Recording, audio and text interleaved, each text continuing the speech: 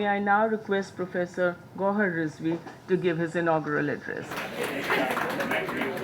President Sharma asked me to say a few words about the spirit of the university and then comment on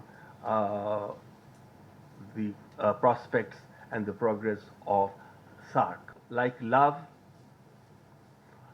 like pain, angst, happiness, euphoria, you feel it in your heart.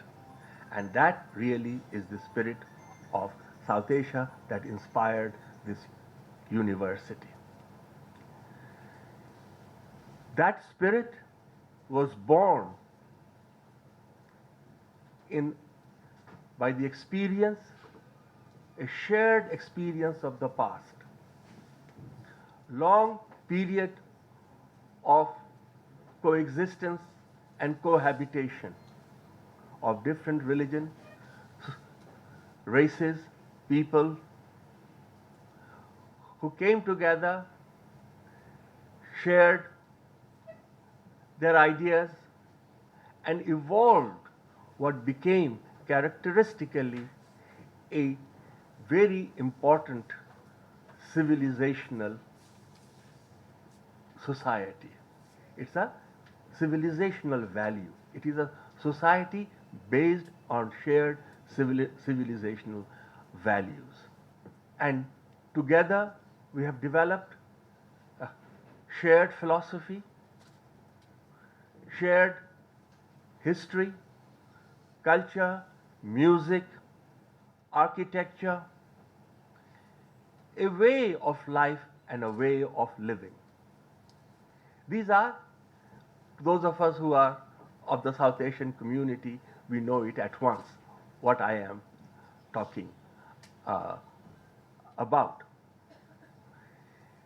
This shared past, which helped us to produce our syncretic culture, syncretic religious beliefs and practices,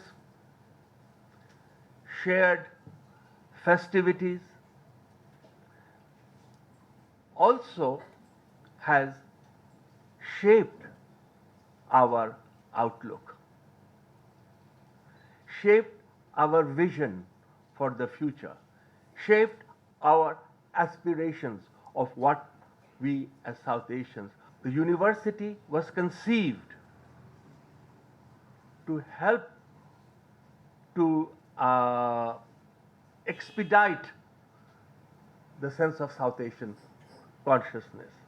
The idea, of course, the university will provide first-class education. Unless a university is able to provide first-class education, the university will not be worth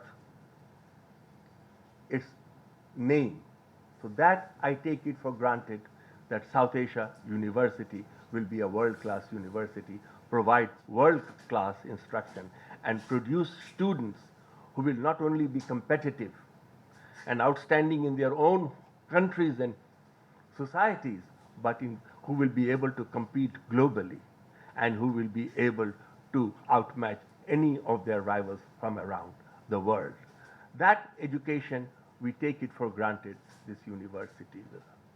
But there was also an instrumentality behind the idea of South Asia University.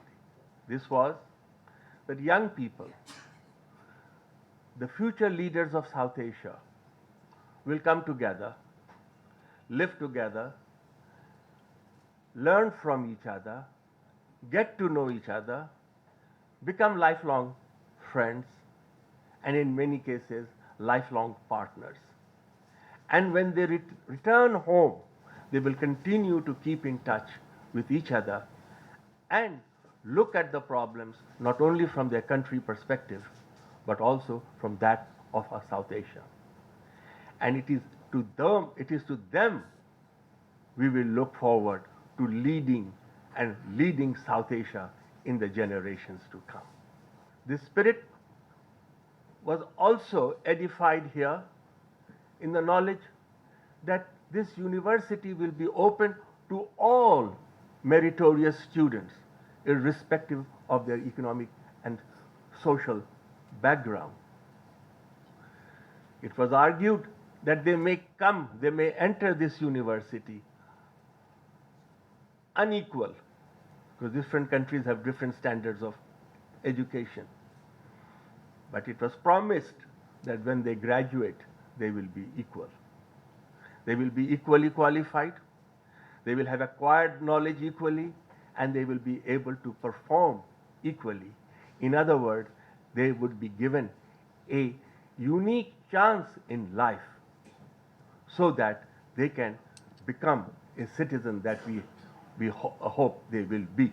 We also hope the students who are going to be graduating from this university will be free from prejudices, from bigotry, from fear, from intolerance, and understand and celebrate the oneness of our society. If that is done, we will have made our dream come true. This is also a place, a absolute critical value of this core value of this university is gender equality, social justice. Unless we impart all these values into our students, education in itself will remain incomplete. That is why South Asia University it is not a university just to bring some South Asian students. If that were the purpose, there are other universities in South Asia. Next door, at Jawaharlal Nehru University, there are many South Asian students.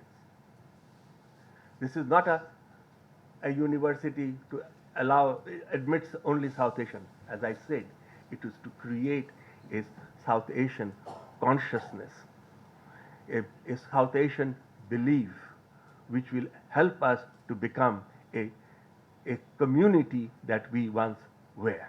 SAARC is an intergovernmental organization. SAARC is what its member states will allow it to be. So unless the member states allow it to go forward, there is no way SAARC can go.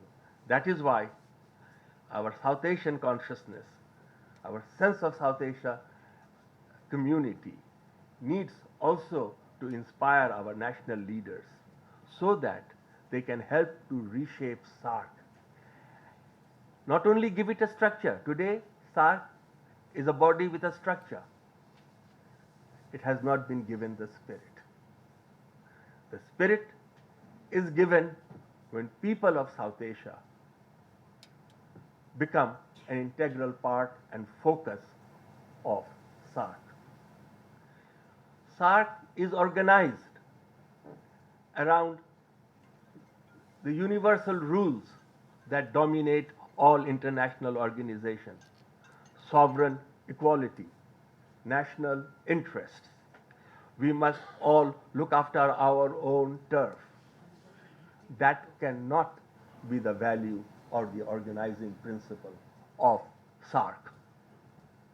SAARC is an organization of a community. And in the community, one looks after the other. It is not always reciprocal. It is not one always equals one. Arithmetic is not the game by which SAARC can thrive or survive. It is an association where like-minded people with a shared ethos, shared aspiration come together and help each other solve their problems. Unless we move away from this formal structure and imbibe into SAARC the spirit of community, then I fear SAARC will be what it is. Having said that, let us not underestimate the achievements of SAARC either. They have done untiring work in addressing many, many different issues, harmonizing law, bringing people together, addressing issues that can be addressed on a regional basis alone. And in countless ways, SAARC has now provided us a forum in which we can talk and deal with this. So our criticism must not take away their just and proud achievement. When we criticize, when we express frustration, it is because we have greater hopes. It is because we have greater expectations from this organization. And as I said, if we can imbibe SAARC with the spirit of South Asia University, of a community, then the SAARC will be a very different institution than it is today. That said, there are also certain compelling circumstances, compelling reasons which makes it impossible for us to act without SAARC. Today, regional cooperation lies at the core of elimination of poverty. We have a choice of working together and removing poverty, or carrying on the shame of being the most poor and backward region in the world. Second, most of the problems confronting South Asia today are transnational problems, transnational issues. These issues cannot be solved by national governments within their national territory.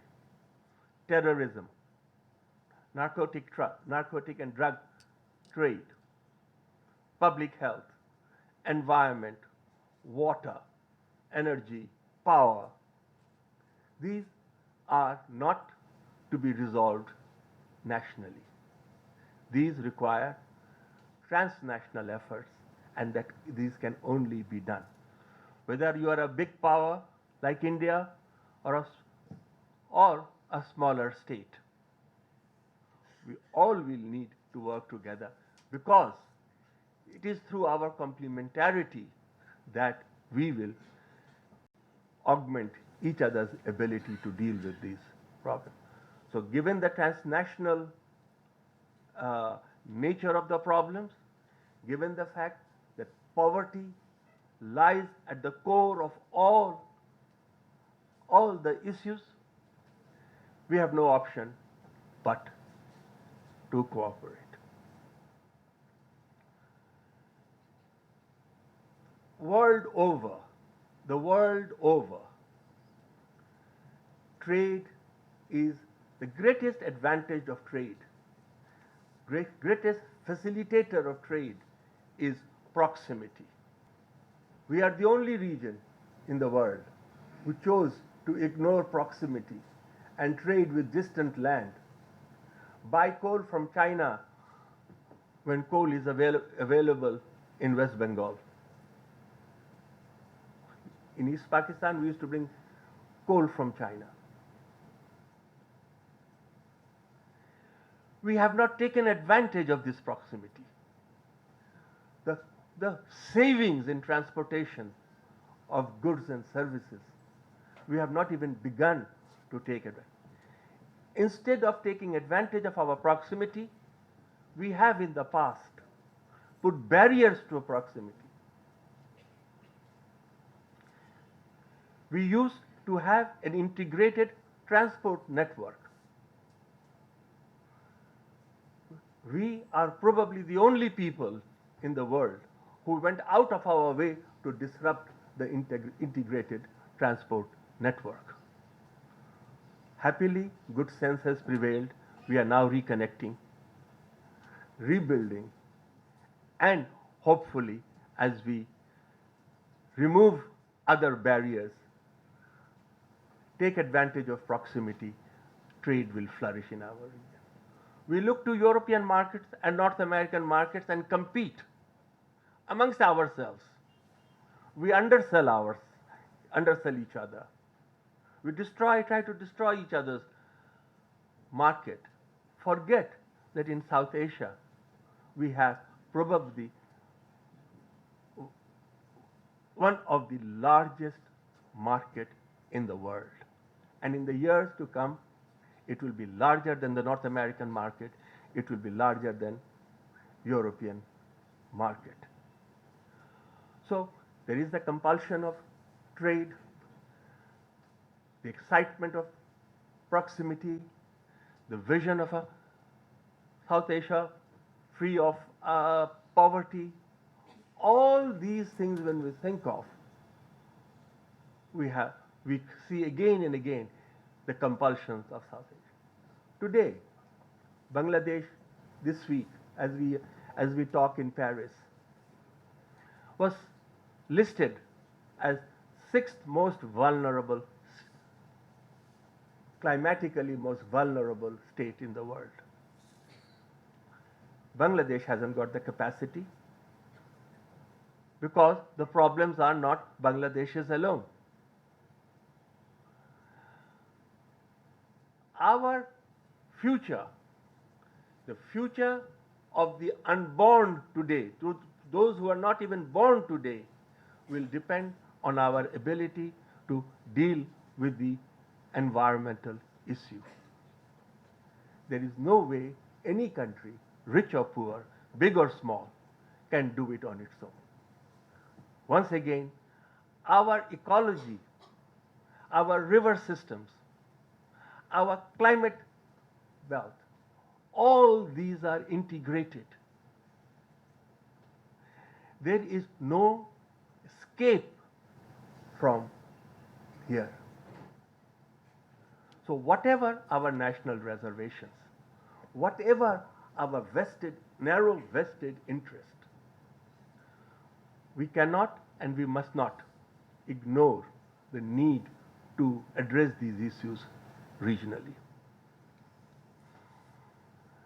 The case for a regional organization was always there.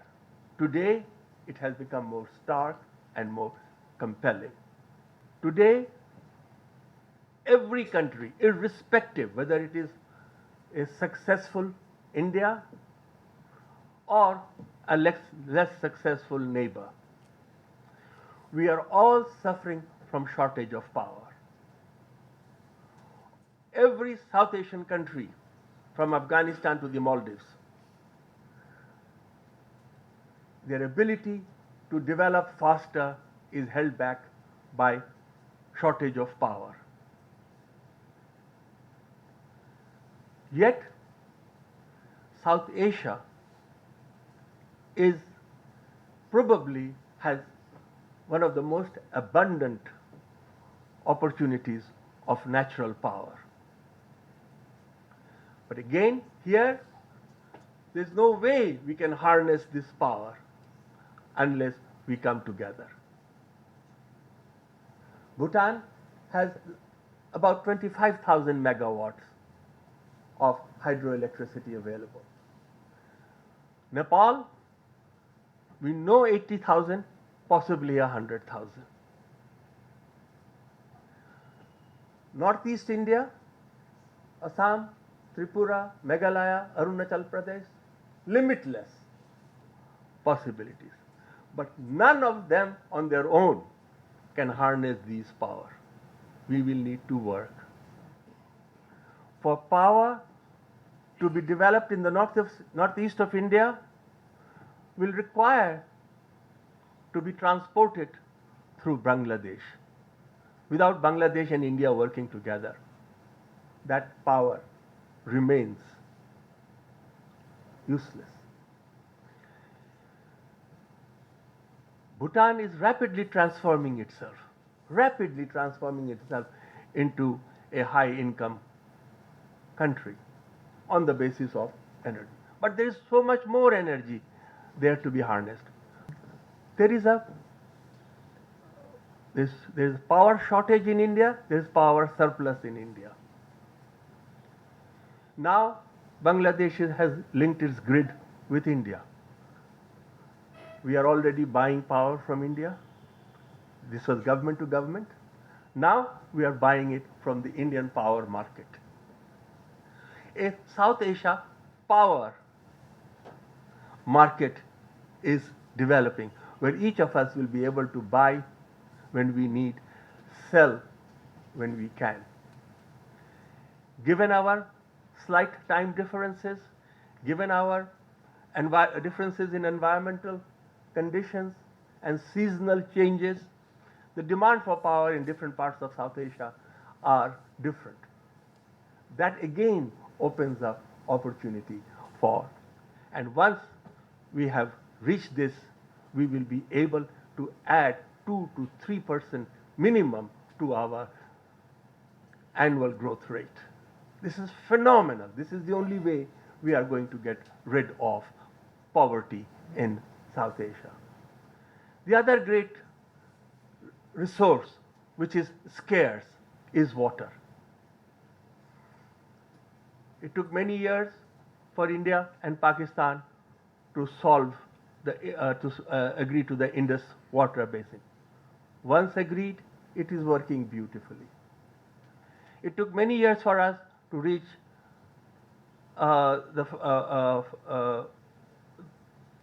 Ganges water. It is now functioning. But our visionary prime ministers have come together and have said there are too many rivers to be dealt individually. Let us come together and deal with on a basin-wide basis.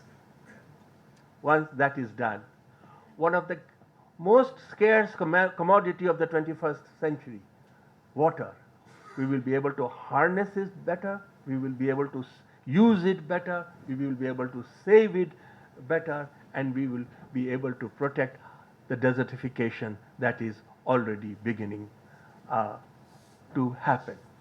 Indians, all are welcome. Indians have come now in a big number to South Asia to produce goods for Indian market. So there we are combining our resources, creating employment in Bangladesh and satisfying the demand for goods in India. Different parts of South Asia will develop its own speed. We in the northeast, Nepal, Bhutan, northeastern India and West Bengal and Bangladesh have realized our complementarities and our vulnerabilities. We have linked our communications to each other. Bangladesh is now becoming a hub of sub-regional connectivity. There is no more debate, will there be transit or no transit. That debate is over. Now we are combining to say how will we provide and build the transport infrastructure which will enable this connectivity to materialize fully. There are two big changes all over South Asia. Two big changes. First big change is in India. In the last 2 decades, India's rising success, its affluence, its stature in the international community, its place amongst the great powers, has given India a new confidence and affluence. India today looks upon its neighbors very differently than it did in the past. And that has made a world of difference. Partly because India is successful, India is affluent, India is influential. Also because India realizes that its neighbors, the future and the fate of its neighbor is also important to it. So this has created an opportunity, the like of which that had never existed. We in Bangladesh celebrated India's economic success because we realized through India's economic success, Bangladesh will partake in that economic prosperity. And therefore, and that's exactly what is happening. Other countries, when I go to Pakistan, they have asked me again and again. And I said, if they want to partake instead of criticize and quarrel,